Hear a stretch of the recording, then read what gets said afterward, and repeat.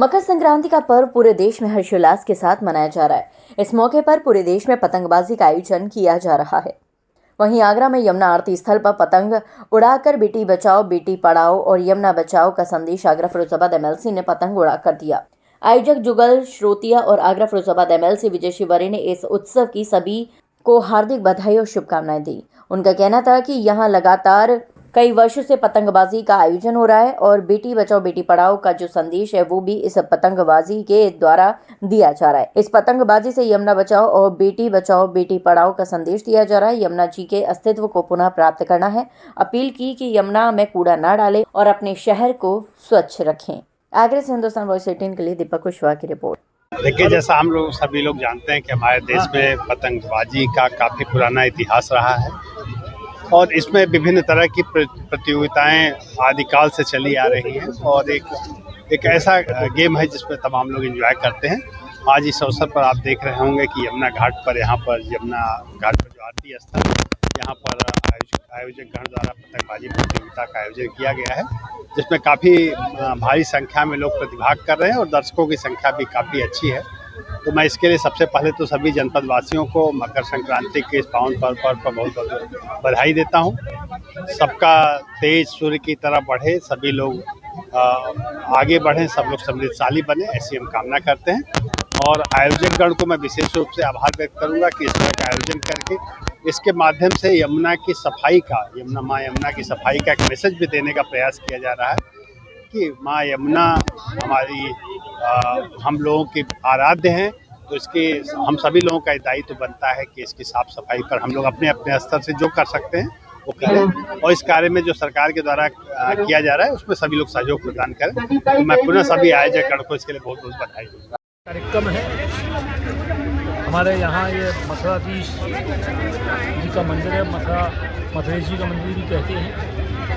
और हमने जब से होश संभाला है इस कार्यक्रम को देख रहे हैं और यमुना आरती स्थल जो देख रहे हैं 400 वर्ष पुराना यमुना आरती स्थल है। हमारे जन्म से पहले हमारे पूर्वज बताते थे, लगातार देख रहे हैं। और ये यमुना आरती स्थल और साथ में यमुना की तलहटी पर जहाँ भगवान श्री कृष्ण खेला करते थे, अब उस तलहटी पर आगरा के हमारी करुणाई बाल वृद्ध नर नारी सब लोग एक साथ मिलकर, समाज के विभिन्न वर्ग मिलकर ये पतंग महोत्सव के रूप में मना रहे हैं। एक आगरा का ये बहुत बड़ा कार्यक्रम बन गया है और मैं इस समरसता के पर्व पर और समरसता रूपी इस कार्यक्रम को अपनी शुभकामनाएं देता हूँ। आगरा के नागरिकों को शुभकामनाएं देता हूँ और अपने मथुरेश जी के मंदिर के महंत आदरणीय नंदन गुरु को भी इस बात के लिए बहुत बहुत बधाई कि उन्होंने इसको एक भव्य स्वरूप प्रदान किया है।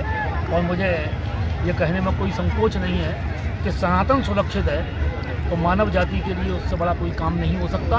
हम सभी लोग समरसता का एक संदेश पूरे देश में दें, एक रूपता का संदेश पूरे देश में दें और ये संदेश भारत के लिए नहीं बल्कि संपूर्ण विश्व के लिए, विश्व शांति का कोई अगर संदेश कहीं से मिल सकता है तो वो भगवान राम के जीवन से, भगवान श्री कृष्ण के जीवन से मिल सकता है।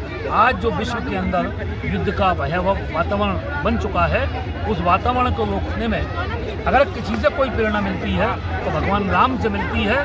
भगवान राम का त्याग, सोने की लंका को जीतने के बाद भी उन्होंने कहा नहीं, जननी जन्मभूमि स्वर्ग से भी महान है, ऐसा भगवान राम जी ने कहा। और भारतवर्ष के लोग विस्तारवादी नहीं बल्कि प्रगतिवादी हैं और प्रगति समरसता से पैदा होगी। ये मकर संक्रांति का संदेश भी यही हमको मिलता है। सभी को बहुत बहुत बधाइयाँ और शुभकामनाएं। प्रदेशवासियों, देशवासियों, मकर संक्रांति की बहुत बहुत हार्दिक शुभकामनाएं और शुभकामनाओं के साथ ये त्योहार हमारा, ये त्योहार दिल की गुण की उसका त्योहार, पतंग का त्योहार और सूर्य उदय होता है तो मकर संक्रांति की शुभारंभ भी हो जाती है। मुझे लगता है कि आगरा की धरती पर जो जमुना किनारे पे जो रिवर फ्रंट पर आज जो देख रहे हैं पतंग उत्सव, और आप देख रहे होंगे कि जनप्रतिनिधि भी है, समाज सेवी भी है, सोशल एक्टिविटर्स भी है और प्रत्येक जनपद के आए हुए सब लोग यहाँ पर हैं। और मिलन भाव से हम इस त्योहार को बनाएं और पर्व के रूप में बनाएं। होली दिवाली हम पर्व के रूप में बनाते हैं, तो हम बसंत पंचमी को, मकर संक्रांति को पर्व के रूप में क्यों नहीं बना सकते? इनको भी हमको पर्व के रूप में हमको मनाना चाहिए, ऐसा मेरा सबसे आपसे अनुरोध है। और अभी संजय जी ने कहा है इस बात के लिए कि देखिए, आज पंडित जुगल श्रोतिया जी, उनके भाई अभिनव श्रोतिया जी, समस्त टीम द्वारा हर वर्ष की तरह मकर संक्रांति के पावन पर्व पर इस बार भी यहाँ यमुना पॉइंट पर पतंग महोत्सव का कार्यक्रम करने का वो काम करते हैं। ये एक बहुत ही अच्छा और बड़ा कार्यक्रम है। जिस तरीके से मैं देख रहा हूँ, सालों से मैं आ रहा हूँ यहाँ पर, जिस तरीके से पूरा आगरा, आज के दौर पर बच्चे हमारे मोबाइलों पे लग गए थे, आज वापस लोग अब यहाँ पतंगों के साथ, अपने चरखी के साथ आ रहे हैं, बच्चों के साथ, पूरी फैमिली के साथ आ रहे हैं और पतंग महोत्सव का आनंद ले रहे हैं। तो इस तरीके के कार्यक्रम होते रहने चाहिए। और एक चीज यहाँ और देखने को मिलती है कि चाहे कोई भी किसी दल का हो, इकट्ठे होकर यहाँ पतंग महोत्सव, पतंग का आनंद लेते हैं। ये बहुत ही अच्छी बात है और हमेशा ये कार्यक्रम और भव्य होते जाए। हम पतंग महोत्सव पिछले 11 वर्षों से करते आ रहे हैं, ये 12वां वर्ष है हमारा, और हम इसमें लगातार यही संदेश देते हैं कि आप लोग जो नदी को भूल गए हैं, जिस अपनी विरासत को भूल गए हैं, आओ, आप यमुना किनारे आओ और अपनी विरासत से जुड़ो, अपनी नदी से पहचानो और उसके प्रदूषण को समझो। आज के बेशक बहुत ज्यादा जरूरी हो गए हैं, क्योंकि आजकल के बच्चे मैदानों में खेलने नहीं जाते हैं, वो मोबाइलों में गेम खेलते रहते हैं, उनकी कोई फिजिकल एक्टिविटी नहीं होती है और इसकी वजह से जल्दी ही बीमार पड़ने लगते हैं, बार बार बीमार पड़ने लगते हैं। बच्चों को मैदानों में आना चाहिए, नदी, तालाब, रेत, मिट्टी, इनमें खेलना चाहिए। जितना ज्यादा फिजिकल एक्टिविटी करेंगे उतना वो स्वस्थ रहेंगे। आजकल तो विदेशों में विशेष करके छोटे बच्चों को कीचड़ में नहलाया जाता है, कीचड़ में खेलने दिया जाता है, जिससे कि वो नेचर के निकट जा सकें। लेकिन अब यहाँ पर हमारे घर के बच्चे जो पहले खेल, बहुत गर्व की बात है हमारे आगरा के लिए कि इस बहाने हम लोग समस्त जातियों के लोग, समस्त पार्टियों के लोग एकजुट होते हैं, मिलते हैं और नफरतें त्याग कर प्यार के साथ एंजॉय करते हैं।